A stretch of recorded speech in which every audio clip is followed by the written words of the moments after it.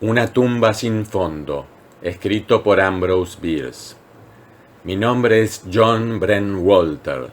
Mi padre, un borracho, logró patentar un invento para fabricar granos de café con arcilla, pero era un hombre honrado y no quiso involucrarse en la fabricación. Por esta razón era solo moderadamente rico, pues las regalías de su muy valioso invento apenas le dejaban lo suficiente para pagar los gastos de los pleitos contra los bribones culpables de infracción. Fue así que yo carecí de muchas de las ventajas que gozan los hijos de padres deshonestos e inescrupulosos, y de no haber sido por una madre noble y devota, quien descuidó a mis hermanos y a mis hermanas y vigiló personalmente mi educación, habría crecido en la ignorancia y habría sido obligado a asistir a la escuela. Ser el hijo favorito de una mujer bondadosa es mejor que el oro. Cuando yo tenía 19 años, mi padre tuvo la desgracia de morir. Había tenido siempre una salud perfecta, y su muerte, ocurrida a la hora de cenar y sin previo aviso, a nadie sorprendió tanto como a él mismo. Esa misma mañana le habían notificado la adjudicación de la patente de su invento para forzar cajas de caudales por presión hidráulica y sin hacer ruido. El jefe de patentes había declarado que era la más ingeniosa, efectiva y benemérita invención que él hubiera aprobado jamás. Naturalmente, mi padre previó una honrosa, próspera vejez. Es por eso que su repentina muerte fue para él una profunda decepción. Mi madre, en cambio, cuya piedad y resignación ante los designios del cielo eran virtudes conspicuas de su carácter, estaba aparentemente menos conmovida. Hacia el final de la comida, una vez que el cuerpo de mi pobre padre fue alzado del suelo, nos reunió a todos en el cuarto contiguo y nos habló de esta manera. Hijos míos, el extraño suceso que han presenciado es uno de los más desagradables incidentes en la vida de un hombre honrado, y les aseguro que me resulta poco agradable. Les ruego que crean que yo no he tenido nada que ver en su ejecución. Desde luego, añadió después de una pausa en la que bajó sus ojos, abatidos por un profundo pensamiento, desde luego es mejor que esté muerto. Dijo estas palabras como si fuera una verdad tan obvia e incontrovertible que ninguno de nosotros tuvo el coraje de desafiar su asombro pidiendo una explicación. Cuando cualquiera de nosotros se equivocaba en algo, el aire de sorpresa de mi madre nos resultaba terrible. Un día, cuando en un arranque de mal humor me tomé la libertad de cortarle la oreja al bebé, sus simples palabras, «John, me sorprendes», fueron para mí una recriminación tan severa que al fin de una noche de insomnio fui llorando hasta ella y arrojándome a sus pies exclamé, «Madre, perdóname por haberte sorprendido». Así, ahora, todos, incluso el bebé de una sola oreja, sentimos que aceptar sin preguntas el hecho de que era mejor, en cierto modo, que nuestro querido padre estuviese muerto, provocaría menos fricciones. Mi madre continuó. Debo decirles, hijos míos, que en el caso de una repentina y misteriosa muerte, la ley exige que venga el médico forense, corte el cuerpo en pedazos y lo someta a un grupo de hombres, quienes después de inspeccionarlos, declaran a la persona muerta. Por hacer esto el forense recibe una gran suma de dinero. Deseo eludir tan penosa formalidad. Eso es algo que nunca tuvo la aprobación de los difuntos. John, aquí mi madre volvió hacia mí su rostro angelical, tú eres un joven educado y muy discreto. Ahora tienes la oportunidad de demostrar tu gratitud por todos los sacrificios que nos impuso tu educación. John, ve y mata al forense.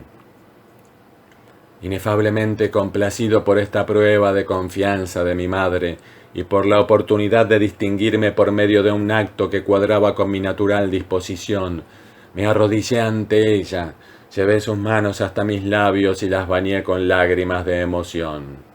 Esa tarde, antes de las 5, había eliminado al médico. De inmediato fui arrestado y arrojado a la cárcel. Allí pasé una noche muy incómoda. Me fue imposible dormir a causa de la irreverencia de mis compañeros de celda, 2 clérigos, a quienes la práctica teológica había dado abundantes ideas impías y un dominio absolutamente único del lenguaje blasfemo. Pero ya avanzada la mañana, el carcelero que dormía en el cuarto contiguo y a quien tampoco habían dejado dormir, entró en la celda y con un feroz juramento advirtió a los reverendos caballeros que si oía una blasfemia más, su sagrada profesión no le impediría ponerlos en la calle. En consecuencia moderaron su objetable conversación, sustituyéndola por un acordeón. Así pude dormir el pacífico y refrescante sueño de la juventud y la inocencia. A la mañana siguiente me condujeron ante el juez superior, un magistrado de sentencia, y se me sometió al examen preliminar. Alegué que no tenía culpa y añadí que el hombre al que yo había asesinado era un notorio demócrata. Mi bondadosa madre era republicana y desde mi temprana infancia fui cuidadosamente instruido por ella en los principios de gobierno honesto y en la necesidad de suprimir la oposición sediciosa. El juez, elegido mediante una urna republicana de doble fondo, estaba visiblemente impresionado por la fuerza lógica de mi alegato y me ofreció un cigarrillo. Con el permiso de su excelencia, comenzó el fiscal, no considero necesario exponer ninguna prueba en este caso. Por la ley de la nación se sienta usted aquí como juez de sentencia y es su deber sentenciar. Tanto testimonio como argumentos implicarían la duda acerca de la decisión de su excelencia de cumplir con su deber jurado. Ese es todo mi caso. Mi abogado, un hermano del médico forense fallecido, se levantó y dijo: con la venia de la corte, mi docto amigo ha dejado tan bien y con tanta elocuencia establecida la ley imperante en este caso, que solo me resta preguntar hasta dónde se la ha acatado. En verdad, su excelencia es un magistrado penal, y como tal es su deber sentenciar. ¿Qué? Ese es un asunto que la ley, sabia y justamente, ha dejado a su propio arbitrio, y sabiamente ya ha descargado a usted cada una de las obligaciones que la ley impone. Desde que conozco a su excelencia, no ha hecho otra cosa que sentenciar.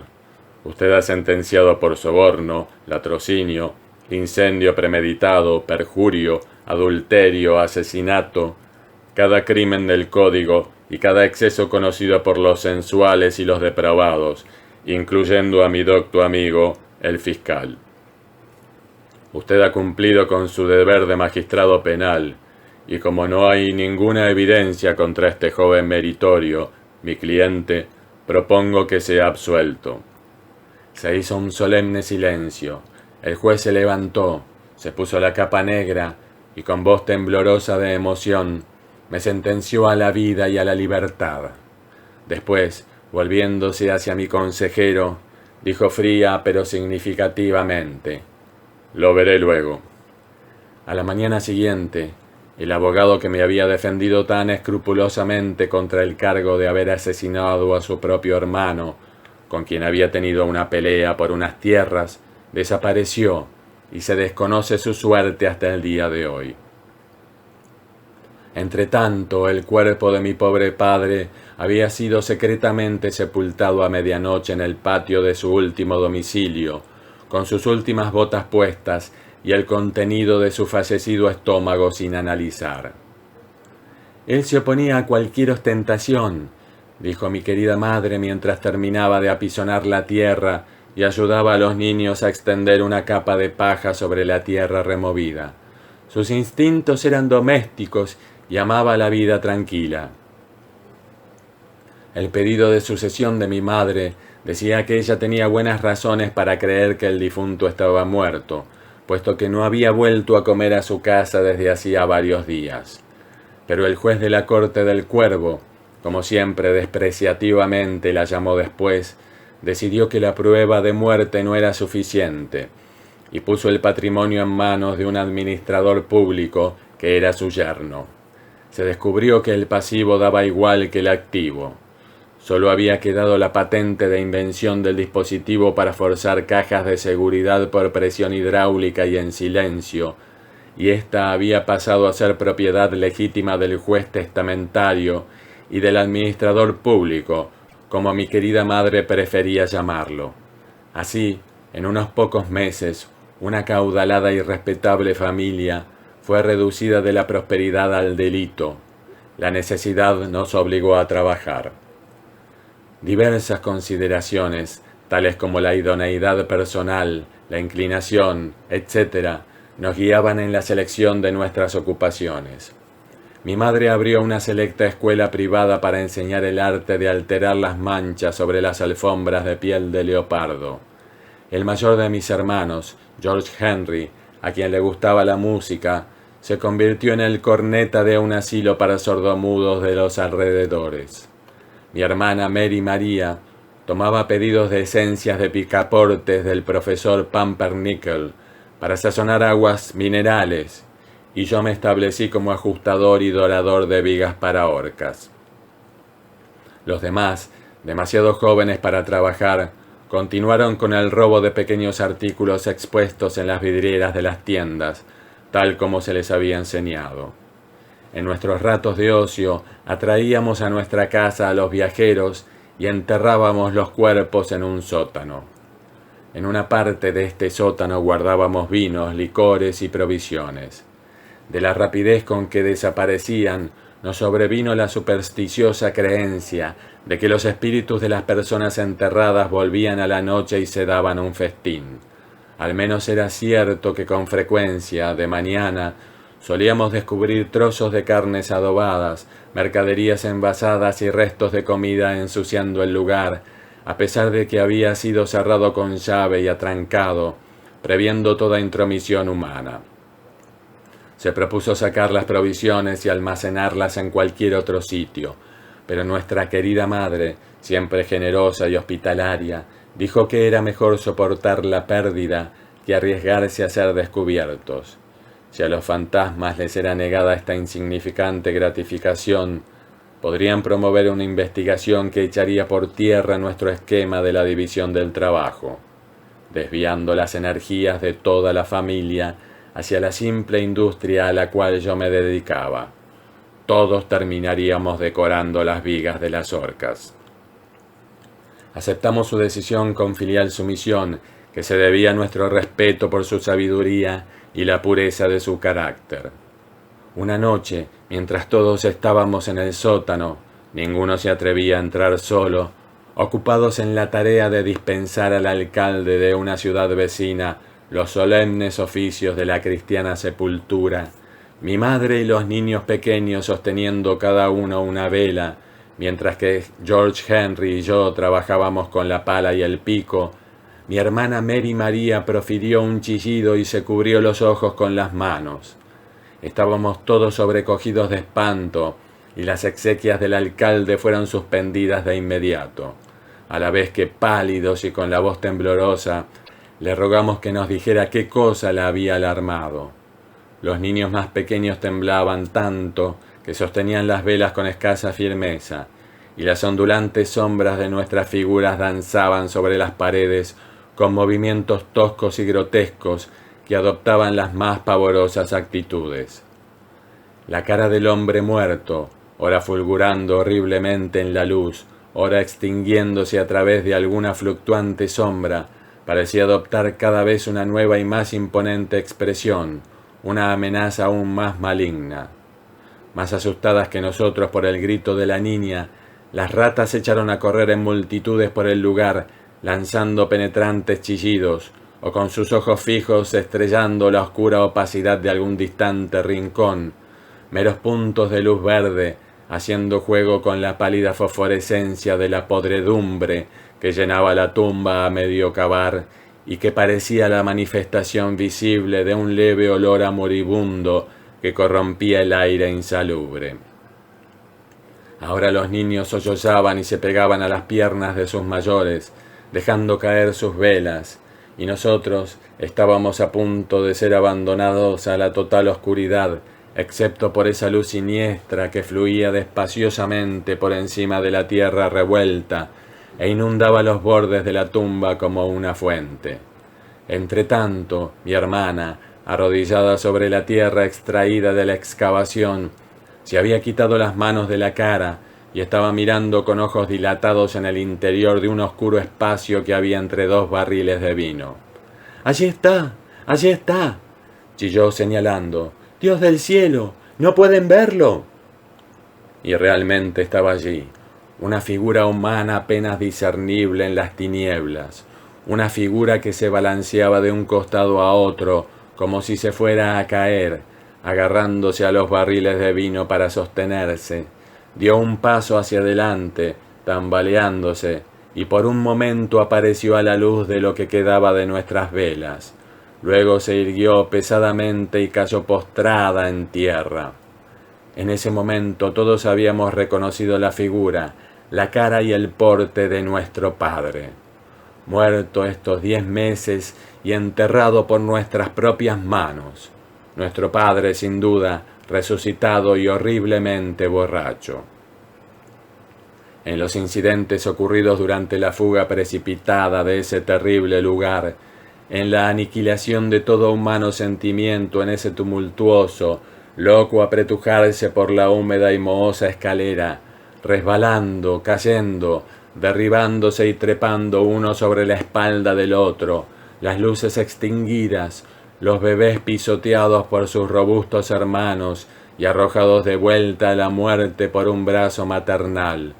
En todo esto no me atrevo a pensar. Mi madre, mi hermano y mi hermana mayores y yo escapamos. Los otros quedaron abajo para morir de sus heridas o de su terror. Algunos quizás por las llamas, puesto que en una hora nosotros 4, juntando apresuradamente el poco dinero y las joyas que teníamos y la ropa que podíamos llevar, incendiamos la casa y huimos bajo la luz de las llamas hacia las colinas. Ni siquiera nos detuvimos a cobrar el seguro, y mi querida madre dijo en su lecho de muerte, años después en una tierra lejana, que ese había sido el único pecado de omisión que quedaba sobre su conciencia. Su confesor, un hombre santo, le aseguró que bajo tales circunstancias el cielo le perdonaría su descuido. Cerca de 10 años después de nuestra desaparición de los escenarios de mi infancia, yo, entonces un próspero falsificador, regresé disfrazado al lugar con la intención de recuperar algo de nuestro tesoro que había sido enterrado en el sótano. Debo decir que no tuve éxito. El descubrimiento de muchos huesos humanos en las ruinas obligó a las autoridades a excavar por más. Encontraron el tesoro y lo guardaron. La casa no fue reconstruida. Todo el vecindario era una desolación. Tal cantidad de visiones y sonidos extraterrenos habían sido denunciados desde entonces que nadie quería vivir allí. Como no había a quien preguntar o molestar, decidí gratificar mi piedad filial con la contemplación, una vez más, de la cara de mi bien amado padre, si era cierto que nuestros ojos nos habían engañado y estaba todavía en su tumba. Recordaba además que él siempre había usado un enorme anillo de diamante, y como no lo había visto ni había oído nada acerca de él desde su muerte, tenía razones como para pensar que debió haber sido enterrado con el anillo puesto. Procurándome una pala, rápidamente localicé la tumba en lo que había sido el patio de mi casa y comencé a cavar. Cuando hube alcanzado cerca de 4 pies de profundidad, la tumba se desfondó y me precipité a un gran desagüe, cayendo por el largo agujero de su desmoronado codo. No había ni cadáver ni rastro alguno de él. Imposibilitado para salir de la excavación, me arrastré por el desagüe, quité con cierta dificultad una masa de escombros carbonizados y de ennegrecida mampostería que lo obstaculizaba, y salí por lo que había sido aquel funesto sótano. Todo estaba claro.